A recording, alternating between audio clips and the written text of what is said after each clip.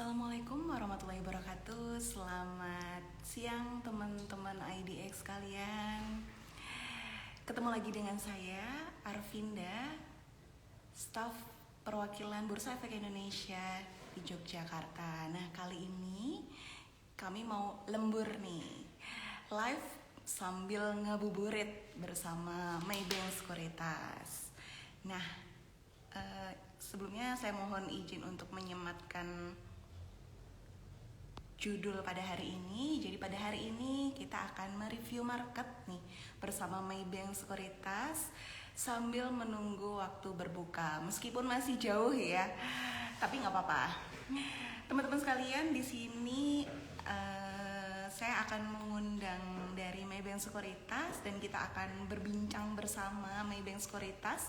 Tentunya live kali ini akan menarik dan bisa teman-teman ikuti, dan jika ingin ada pertanyaan bisa langsung tulis di kolom komentar. Oke, saya joinkan Maybank Sekuritas dulu.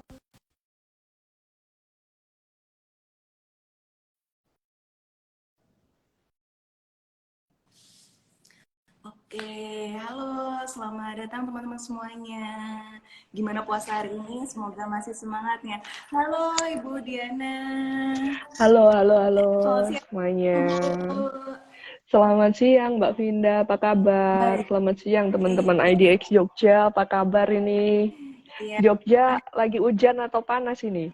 beberapa hari ini sore sering hujan, Bu. Tapi hari ini cerah sih, Bu. Oke. Oh, Di sana syukur gimana, ya. Bu? Di sini juga lancar-lancar aja sih ya. Maksudnya kayaknya cerah-cerah aja, belum hujan nih, Oh gitu. ya, Gimana teman-teman di sana puasanya lancar ya? ya, insya Allah lancar, Bu. Oke, Sambil menunggu berbuka syukur. puasa ya, Bu. Makanya kita Mm-mm. akan lembur live Mm-mm. sambil ngabuburit, meskipun masih agak lama ya, Bu, jamnya. Mm-mm. Mm-mm. Tak apa-apa, di sini kita akan mendapatkan insight yang menarik nih nanti dari Maybank Sekuritas. Nah, sebelumnya mungkin Bu, kita akan dimulai dari IHSG yang hari kemarin itu ditutup melemah ya Bu, di harga 6.708. Nah, kalau IHSG hari ini tuh bagaimana Bu kondisinya? Oke, iya. Jadi untuk ISG hari ini ya, tadi dibuka menguat ya, 19,75 poin atau 0,29% ke posisi 6.700 ya. Jadi masih ada di level psikologis 6.700-an. Sementara di kelompok 45 saham unggulan itu atau indeks LQ45 itu tadi naik 4,15 poin atau 0,45% ke posisi ke 933,2 gitu. Jadi memang hari ini ISG masih berpeluangnya itu bergerak variatif di tengah masih adanya kekhawatiran pasar ya terhadap stabilitas perbankan di tingkat global. Seperti yang teman-teman Sobat IDX Jogja tahu kan, beberapa hari-hari terakhir ini kan kita memang bukan dihebohkan ya, dihadirkan news dengan beberapa sentimen likuiditas ya dari perbankan global seperti Silicon Valley Bank, terus juga ada keresahan juga dari Dutch Bank ya gitu. Jadi sempat ada sahamnya itu sempat turun nih gitu ya.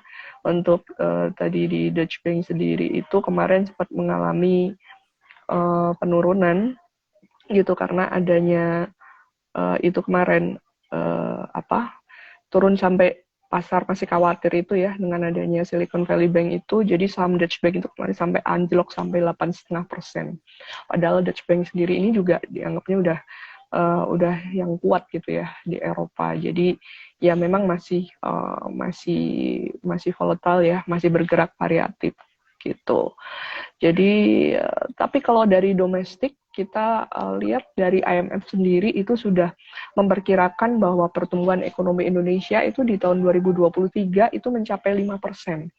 Jadi harusnya ini cukup bagus ya gitu, karena memang kalau untuk likuiditas sendiri juga di Indonesia kan perbankannya sendiri juga kita sudah ada LPS ya Mbak Vinda ya gitu. Jadi memang teman-teman jangan khawatir gitu, kita masih ada yang jagain juga gitu.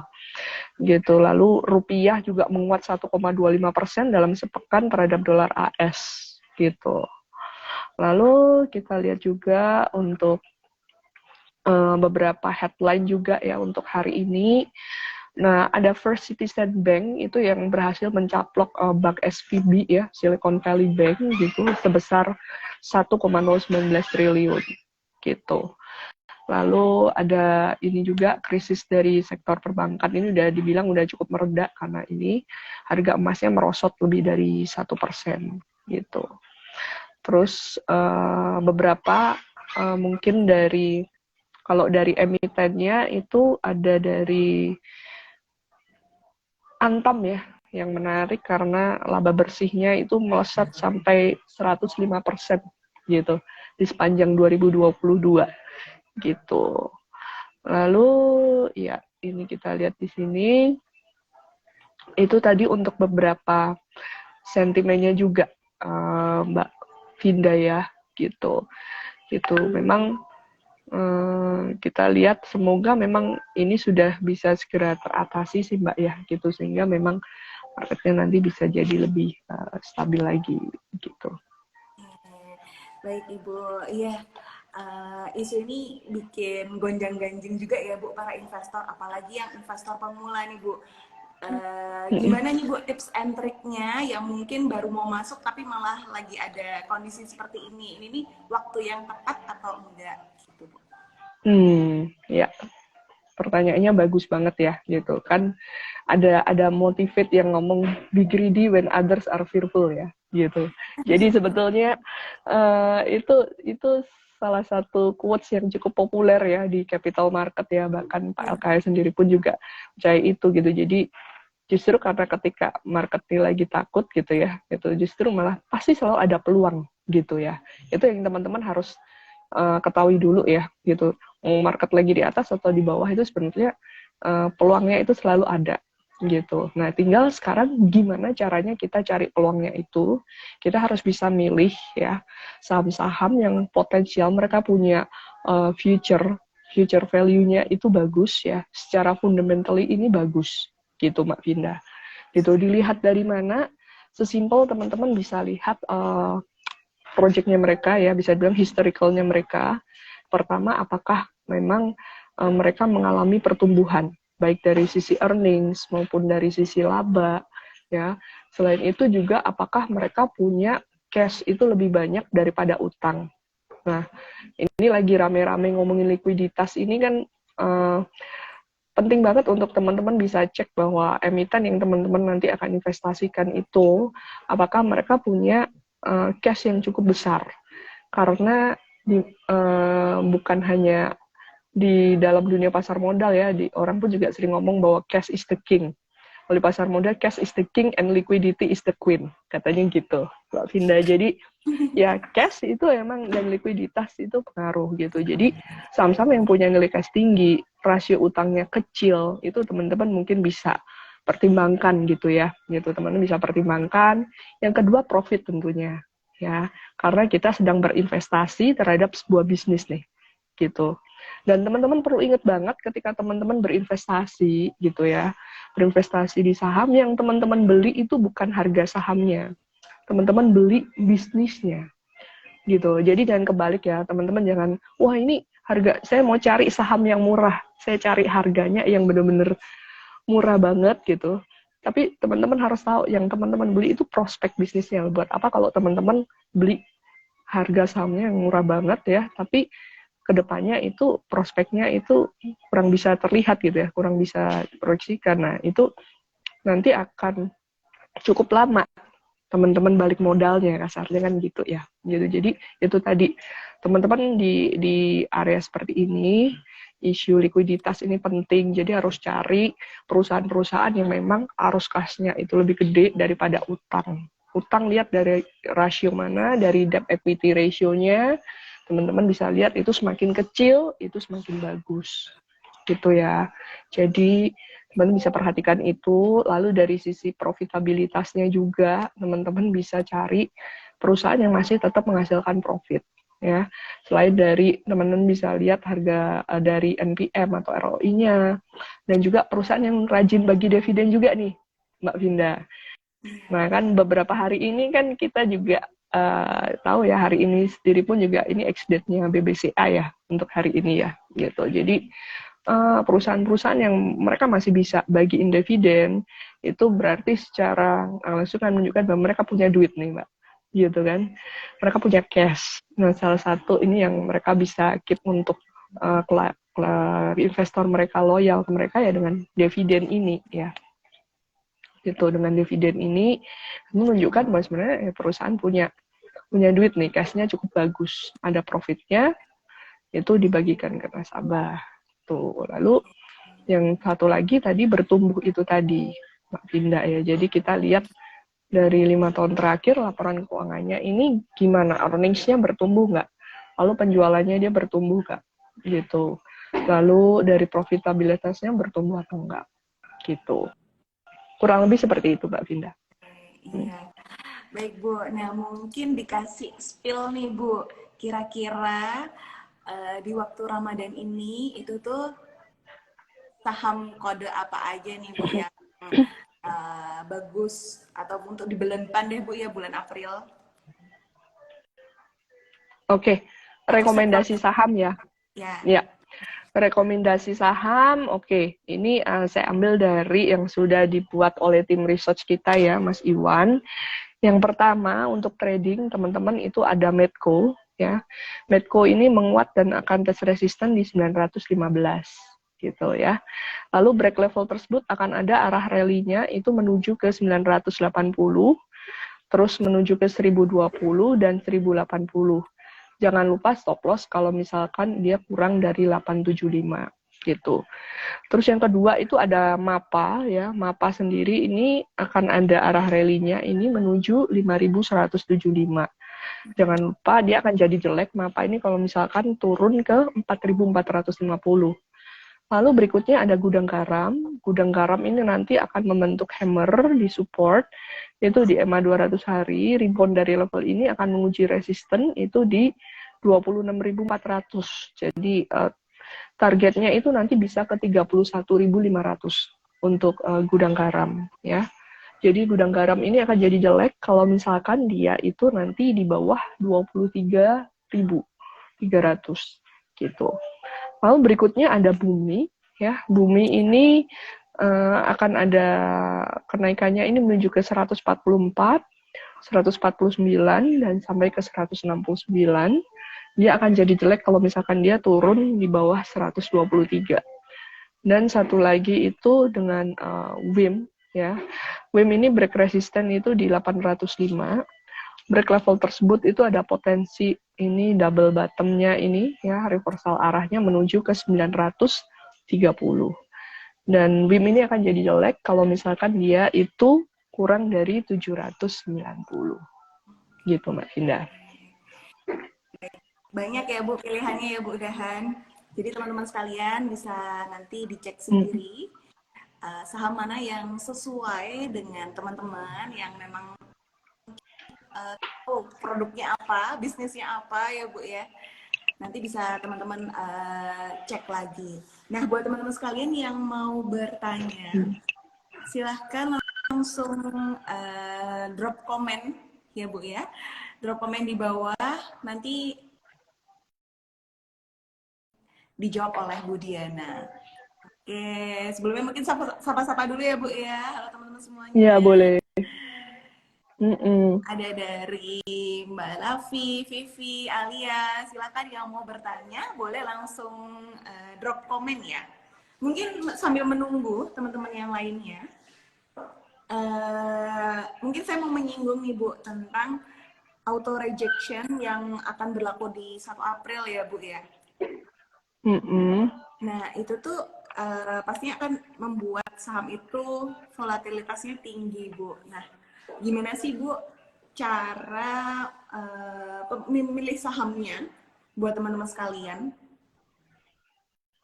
ketika saham-saham itu volatilitasnya lagi tinggi Bu? Oke, iya gitu. Jadi kalau misalkan cara milih saham, ini balik lagi sih harusnya sih ya Mbak Vinda ya. Memang kan saat ini yang tadi saya bilang marketnya memang lagi volatile, juga lagi kita masih dalam kondisi yang mix tadi. Jadi tergantung kalau misalkan kita ini tujuannya apa dulu. Misalkan trading atau untuk invest. Kalau misalkan udah ketemu untuk tradingnya mau yang jangka pendek, jangka panjang atau harian gitu ya, gitu. Terus lalu berikutnya setelah itu kita bisa lihat bahwa setelah kita ketemu tujuannya itu untuk jangka pendek, itu teman-teman bisa lihat lagi kalau kita mau trading itu apakah kita ada di dalam tren yang uptrend gitu. Jadi ada yang memang saham itu kita beli saat dia itu sudah breakout gitu ya, gitu. Dia sudah berhenti dari trennya dia gitu, sudah breakout ini. Nah, dia akan kecenderungannya naik gitu. Jadi ada beberapa teman-teman bisa lakukan analisanya itu ada dua. Teman-teman technical mau yang lama ya, tradisional itu bisa menggunakan garis support dan resistance atau menggunakan pattern-pattern ya gitu. Atau yang teman-teman kalau misalkan nggak mau repot, teman-teman bisa pakai indikator gitu. Nah, itu teman-teman bisa salah satu menyiasati untuk melihat saham-saham yang volatile itu tadi Mbak Vinda gitu. Tapi kalau teman-teman biasanya itu di aplikasi sekuritas masing-masing, terutama di MyBank ya, itu kita sudah ada nih teman-teman. Bahkan kita ada yang namanya pivot calculator, itu teman-teman tinggal masukkan kode sahamnya apa yang teman-teman mau beli, teman-teman masukkan, di situ sudah ada support di berapa, resisten di berapa. Terus rekomendasinya dia akan trading buy atau trading sell itu ada juga di situ. Gitu. Atau teman-teman bisa masukin mana saham-saham apa yang memang sudah breakout volume selama 2 minggu. Itu udah ada tuh Mbak Vinda. Jadi kita dimudahkan banget. Pilihannya udah semakin terbatas kan, karena emiten itu kan ada 700-an ya sekarang ya Mbak ya. Saya nggak terlalu ngikutin nih, karena banyak kayak IPO baru ya, gitu. Itu 700 atau 800 Mbak? Sudah 800 Bu. 800 lah ya kan, gitu. Oke, Ya baik. makanya itu. Oke, ada dari Mbak Murniawati. Halo Mbak, monggo Mbak kalau mau bertanya silakan. Terlebih kalau misalnya bulan Ramadan ini katanya lagi banyak yang mau bagi-bagi dividen ya Bu ya. Mungkin ada tips dan triknya Bu untuk memilih saham yang bisa mendapatkan dividennya itu secara rutin itu gimana? Oke, kalau misalkan lihat dari dividen itu dari track record ya, gitu. Apakah dia sering bagi-bagi dividen, lalu teman-teman juga bisa download suatu aplikasi dari itu, RTI juga, itu juga bisa dilihat juga di situ, ya. Teman-teman itu ada jadwalnya. Kalau di kita biasanya mau pembagian dividen itu biasanya ada email gitu ke nasabah gitu. Ada email ke nasabah yang menyatakan bahwa memang tanggal sekian ya setelah RUPS ini kita ada bagi dividen, cum date-nya kapan, ex date-nya kapan, itu ada semua tuh Mbak Vinda gitu. Tapi kalau memang itu belum diputuskan, biasanya kita lihat dari ini aja, track record aja gitu. Dividen ini biasa dibagikan, biasa perusahaan ini membagikan dividen setiap tahun atau enggak gitu, dan besar atau enggak, itu kan ya Mbak ya pertanyaannya ya. Biasanya buat dividen hunter nih gitu, buat dividen hunter itu kan lihatnya apakah saya ingin dividennya yang besar dong. Nah itu teman-teman bisa lihat dari rasio EPS-nya gitu. Biasanya kalau misalkan rasio EPS dari emiten tersebut semakin besar, ya itu kemungkinan dividen yang kalau memang dia biasa bagi dividen ya, ini bagikan juga akan semakin besar juga gitu. Karena memang itu kan diambil dari situ ya, sebagian kecil dari laba yang dihasilkan oleh perusahaan, dividennya gitu. Gitu. Nah Bu, kalau dari Bu Diana sendiri ada best saham nggak untuk rekomendasi yang bisa dibeli? Dari sini kita ngikut sama dari rekomendasi dari tim research kita ya Mbak ya, yang tadi sudah disebutkan ya, gitu. Ada Medco ya, ada beberapa tadi, sebentar, ada Medco, ada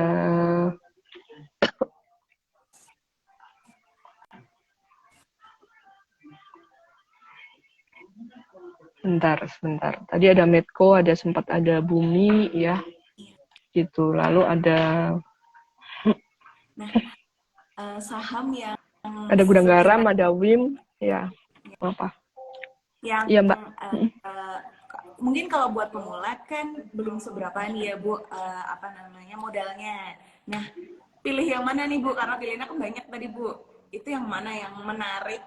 Misalnya dari sisi nilainya, nilai sahamnya, apakah pas kayak gitu? Apakah bisnisnya ini sekarang lagi bagus gitu Bu? Ya, gitu. Jadi kalau misalkan pemula mahasiswa gitu ya, biasanya kan kita carinya itu saham di bawah 1.000 gitu kan ya, Mbak ya. Cari di bawah 1.000 ya, nanti ini ada beberapa nih, misalkan ada Medco, ada ini apa, WIM juga. Nah, itu kita lihat gitu saham-saham yang misalkan kalau suka sektornya di properti. Jadi kita kayak harus tahu dulu gitu Mbak. Sekarang di masa sekarang ini, sekarang kan isunya kan lagi banyak tentang inflasi, bunga gitu ya. Nah, kalau kita mau aman, kita cari sektor yang memang nggak terlalu terpengaruh dengan adanya ini kenaikan naik turun ya gitu. Ini ada yang rekomend ICBP aja gitu. Oke, boleh. Ya, ICBP consumer ya, gitu. Cuman labanya lagi turun nih tahun ini nih ICBP. Gitu. Terus, nah cuman kan kalau ICBP memang harga sahamnya udah cukup gede ya, gitu. Cukup besar, cukup mahal maksudnya, gitu. Jadi kalau buat pemula, balik lagi disesuaikan dengan toleransi resiko dan juga dananya juga ya, apakah memungkinkan atau enggak gitu. Gitu. Yang jelas harus tahu dulu perusahaan yang teman-teman akan investasikan itu secara industri sekarang ini mereka di tahap mana gitu, Mbak Vinda. Nah, ini penting banget supaya teman-teman investor pemula ini bisa mempersiapkan risk and return-nya gitu. Contoh, misalkan saya mau beli saham-saham yang IPO ya gitu. Itu saham-saham di tahap permulaan. Untungnya apa sih? Biasanya harganya lebih murah. Tapi minusnya apa? Biasanya dalam 1 tahun 2 tahun pertama kita nggak bisa berharap saham-saham yang kita beli di IPO itu udah profit dulu. Nah, ini penting gitu. Jadi teman-teman ketika teman-teman beli saham, teman-teman jangan ikutan. Pastikan selain tadi 3 hal yang teman-teman saya sebutkan tadi, bahwa perusahaan itu harus punya cash-nya lebih besar dari utang, profitable, dan juga bertumbuh. Teman-teman harus tahu bahwa perusahaan ini tuh ada di dalam siklus yang mana, gitu. Ya. Jadi yang pertama tadi, misalkan teman-teman kan biasanya selama IPO murah, tapi teman juga jangan terus, aduh gimana ini sahamnya belum profit, ya memang belum profit, karena kan memang kalau perusahaan ibarat masih bayi gitu ya, dia masih butuh asupan nih gitu, masih butuh buat berkembang, belum bisa lari sendiri gitu kan, belum bisa berdiri sendiri, belum bisa running gitu kan, masih butuh asupan dana dari teman-teman nih para investor, masih butuh promotion yang cukup tinggi ya, masih butuh promosi yang cukup tinggi supaya sahamnya ini supaya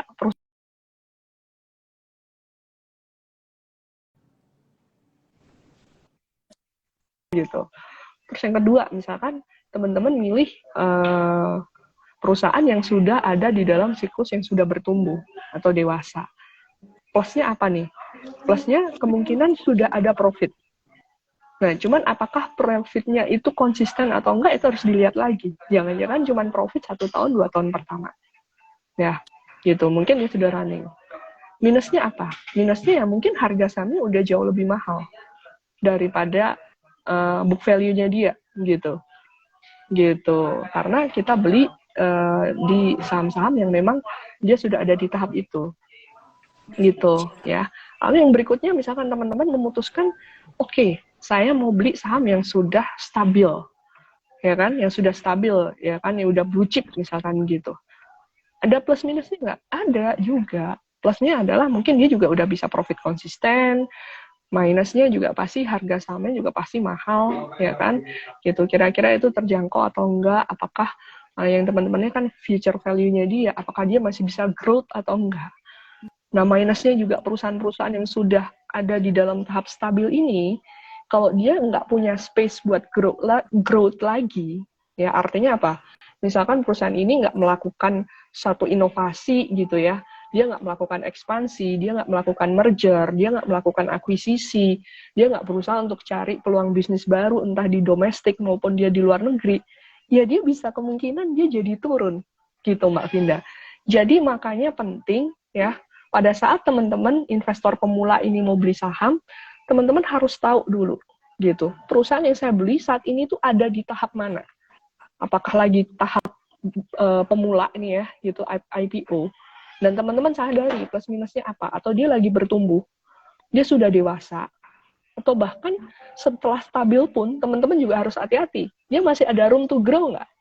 Kalau dia nggak ada room to grow, dia bisa turun, dan kalau turun pasti juga akan ditinggalkan investor karena kamu nggak inovatif, gitu. Kamu nggak mencoba cari market baru, kamu nggak inovatif, kamu bisa disalip sama kompetitormu, gitu. Jadi makanya penting setelah kita beli kita evaluasi. Kalau masih on track kita hold, kalau nggak on track kita pindah rotasi sektoral. Mungkin seperti itu, Mbak Vinda. Gitu. Menarik ya Bu ya. Jadi Iya. pemula kita tuh harus tahu dulu juga mau masuk di yang IPO plus minusnya apa, dan yang sudah stabil pun atau perusahaan yang udah mature ya Bu ya. Itu Iya, benar. Sebenarnya disesuaikan dengan kondisi teman-teman dan tujuan ya Bu ya. Tujuan teman-teman untuk berinvestasi itu mau jangka panjang atau jangka pendek gitu.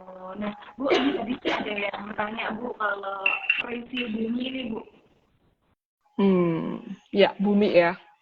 Dengan Zeplindra Pratama. Ya. Kamu orang kedua hari ini yang nanya saya tentang bumi setelah klien saya.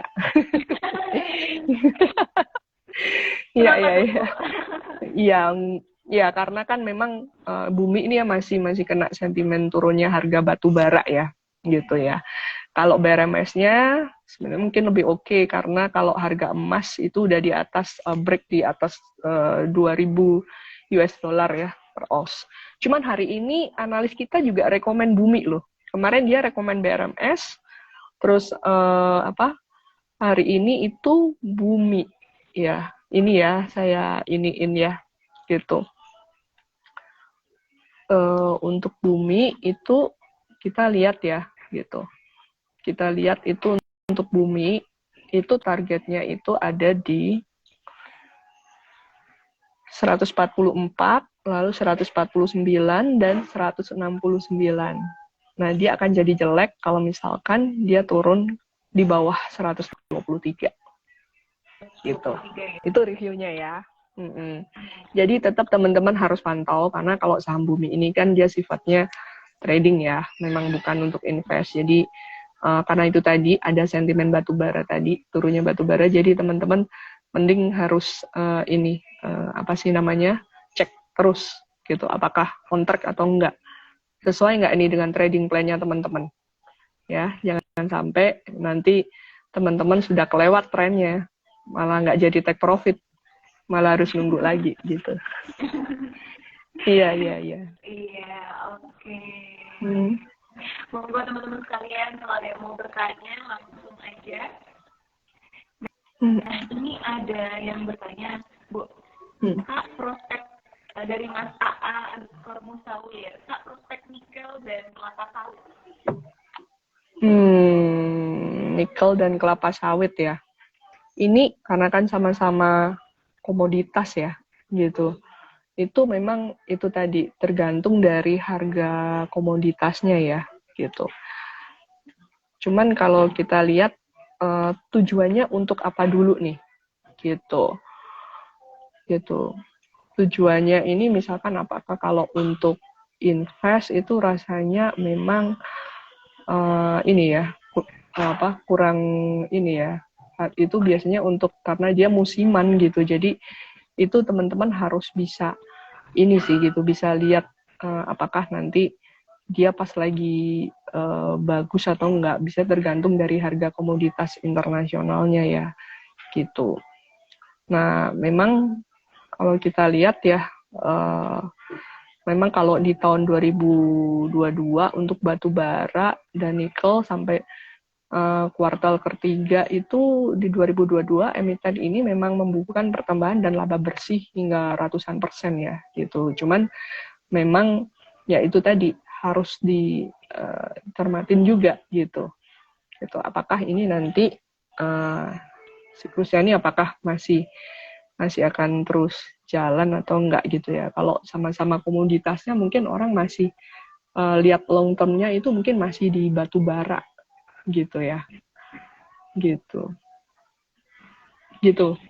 Mbak Tina. Baik Bu, terima kasih Bu. Mungkin ada yang lain mau bertanya? Karena kalau kita lihat, nambahin sedikit ya gitu ya, karena kan kita lihat kalau untuk CPO ini bakal kena dampak juga ya, karena adanya resesi global ini mungkin performanya dia akan menurun sih gitu. Begitu juga dengan nikel ya, awalnya di tahun 2022 ini kan sempat jaya, tapi adanya ini volatile ini, resesi global ini adalah juga mungkin akan menurun juga gitu.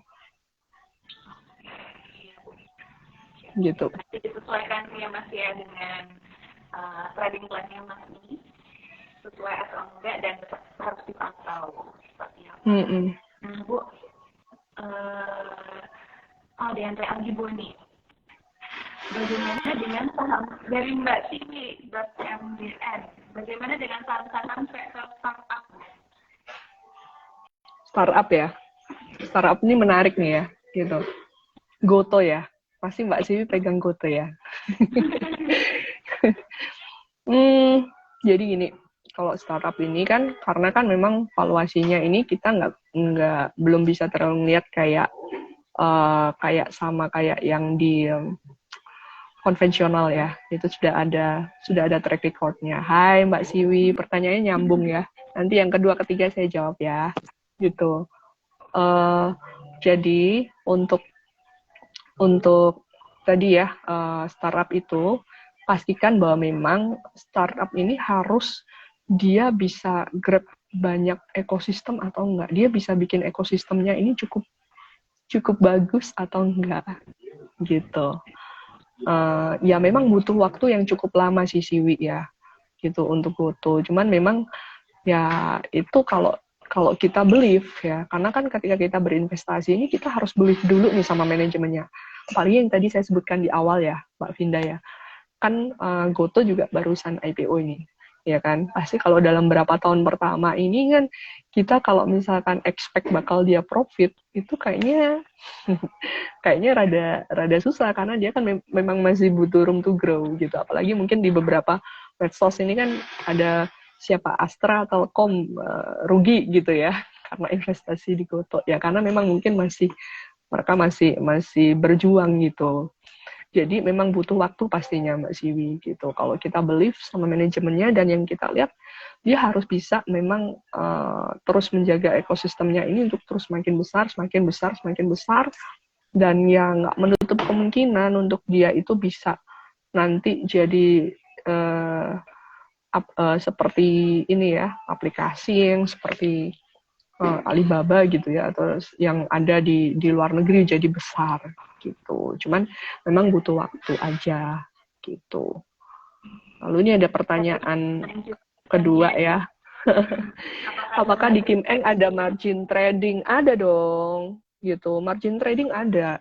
Jadi buat teman-teman nanti ya yang sudah buka akun atau belum buka akun, teman-teman mau buka lagi di kita, itu margin trading untuk kalau yang langsung nih ya gitu. Kalau akun margin kita sendiri ada ya, minimal dana penempatan 200 juta gitu. Tapi kalau teman-teman mau ngomongin limit ya, limit di kita itu 3 kali dari nilai cash dan juga 2 kali dari saham teman-teman. Begitu teman-teman buka akun, teman-teman top up dana, itu udah langsung dapat limitnya tanpa harus approval. Teman-teman taruh 1 juta aja misalkan gitu di RDN, itu langsung dapat limit tuh 3 juta. Dan juga teman-teman nggak bisa langsung beli gitu ya, gitu Mbak Siwi. Moga-moga menjawab ya. Terima kasih Bu. Teman-teman kalau masih ada yang mau tanya, oh ada lagi Mbak Sini Bu. Berapa lama proses pembukaan akunnya? Cepet gitu. Cepet kok gitu proses pembukaan akunnya ya gitu. Jadi harusnya nggak nyampe, iyalah Mbak Siwi, kita kan RDN ada 2 ya, ada BCA sama mungkin BCA sama Maybank ya gitu. Jadi teman-teman kalau ada ini bisa pembukaan secara online juga gitu. Nih, aku ketikin nomor aku ya, teman-teman ya. Aku ketikin nomor aku, teman-teman nanti habis live ini bisa chat ya. Bagi yang mau nanya-nanya ya, teman-teman yang mau nanya-nanya terkait pembukaan rekening, terkait margin, tadi ya teman-teman bisa langsung chat ke aku ya. Ketik aja namanya Mbak, ini saya Siwi yang tadi dari live sama IDEX Jogja, silakan ya, gitu. Cepat gitu, nanti saya bantu proses pembukaan akunnya ya, gitu. Di Jogja di mana ya Bu Kim Engnya? Wah ini menarik nih. Di Jogja Kim Engnya ada di IDEX Jogja ya. Jadi karena kita memang belum ada kantor official ya gitu. Jadi kita ini Maybank itu cuman ada 2 nih teman-teman. Kita ada di Jakarta sama kita ada di Surabaya. Jadi biasanya nanti tim dari Surabaya itu nanti akan mobile biasanya. Saya pernah loh gitu sharing di Jogja waktu masih di Mangkubumi nih ya, Mbak Vinda ya? Iya. Masih yang depannya Harper ya? Iya. Ya, depannya Hotel Harper ya, gitu karena ya, oke, saya pernah di situ. Nah, itu bisa nanti kita akan create juga secara grup juga secara online juga nanti kita akan pandu juga gitu. Jadi banyak kan sekarang kita akan pandu nasabahnya itu secara online juga. Berkala nanti kita visit juga. Nanti bisa dikondisikan nih Mbak Siwi terus atau juga Mbak Vinda gitu. Nanti kalau ada teman-teman atau teman-teman punya grup, punya komunitas, Mbak ayo gitu nanti kita mau dong gitu ada dari Maybank gitu kan yang datang ke Jogja, boleh kamu chat aku ya gitu, nanti aku bisa datang nih gitu, kamu kumpulin beberapa gitu, nanti kita ngobrol-ngobrol bisa. Tadi ada yang nanya lagi nih tentang rate margin ya. Ya. Jadi kalau rate margin ya kita ada di 17 ya. Ada di 17%, tapi kita ada juga margin plus. Untuk khusus itu rate-nya bisa khusus. Nah, nanti kalau memang teman-teman transaksinya besar atau mungkin teman-teman sudah pernah ada transaksi di sekuritas lain, teman-teman mau teman-teman di sini, nah itu nanti bisa diinfokan aja. Nanti bisa japri ke saya lah. Saya udah kasih nomor ya. Teman-teman bisa chat saya, gitu. Teman-teman chat saya, nanti saya akan bantu untuk tanyakan ke manajemen, gitu. Gitu teman-teman. Terima kasih Bu. Nah, mungkin buat teman-teman kalian juga yang tertarik mungkin untuk buka akun di Maybank Sekuritas, sekalian iklan ya Bu ya, untuk SKM kita yang tanggal 30 Maret ini Bu. Nah teman-teman nanti kalau yang tertarik buka akun, sekalian mau lebih dalam nih tentang pasar modal itu seperti apa, bisa ikut sekolah pasar modal kami bersama Maybank Sekuritas di tanggal 30 Maret secara digital ya Bu ya, insya Allah. Nanti teman-teman bisa langsung masuk ke akun Instagramnya IDX_Jakarta, kita di sana sudah ada flyernya, teman-teman bisa masuk daftar melalui Google Form yang ada terlampir. Ya. Gitu. Nah ini Bu, ini nanyain dari CCDD apakah ada fee out Bu? Oh, fee ODT nih misalnya one day trader. Ya, kita fee itu untuk jual beli 017 027. Ya, tapi untuk special case kalau misalkan teman-teman bisa kasih 3 bulan. Oke, Kak, saya ini ada 3 bulan transaksi di AB lain ini sekian. Dan nanti saya bisa ajukan bantu untuk penurunannya sih gitu. Biasanya kita bisa sampai 0,15 atau 0,25 itu bisa juga gitu.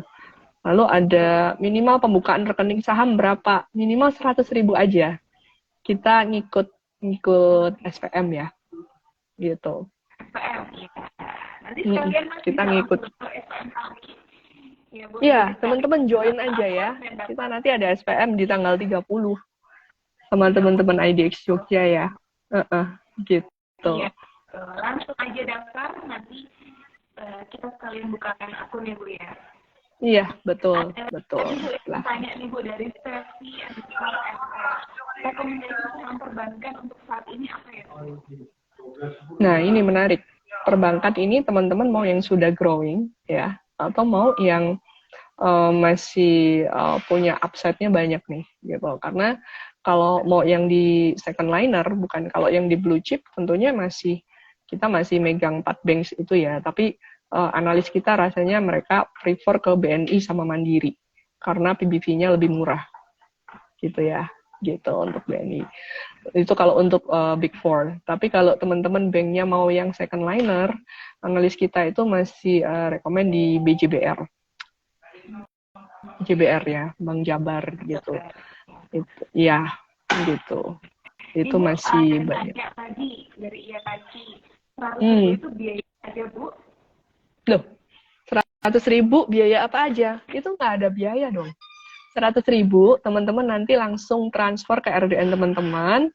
Itu boleh sih jadi biaya traktir saya karena saya udah mengedukasi teman-teman, boleh nggak? Enggak ya. Enggak ada ya. Jadi 100.000 itu teman-teman top up ke RDN, nanti langsung jadi modalnya teman-teman untuk beli saham gitu. Ya, dan juga di kita kalau untuk penarikan dana itu nggak harus ada saldo mengendap gitu. Jadi misalkan 100.000 teman-teman memang ini misalkan mau tarik juga ya monggo-monggo aja gitu. Jadi ya itu 100.000 itu udah langsung bisa buat modal gitu. Teman-teman mau beli apa gitu. Baik, terima kasih Bu. Oke, kayaknya sih ini ya Bu ya, udah nggak ada yang bertanya lagi. Iya, yakin nih nggak ada yang bertanya lagi nih. Gimana? Oh, udah mau habis ya? Iya. Padahal saya masih nungguin loh teman-teman loh. Udah mau jam 3, udah mau mati nanti nih ya Bu ya. Nah, mungkin buat teman-teman yang masih penasaran, mau bertanya lebih lanjut, mungkin bisa ikut SPM kita di situ. Waktunya lebih panjang ya Bu ya.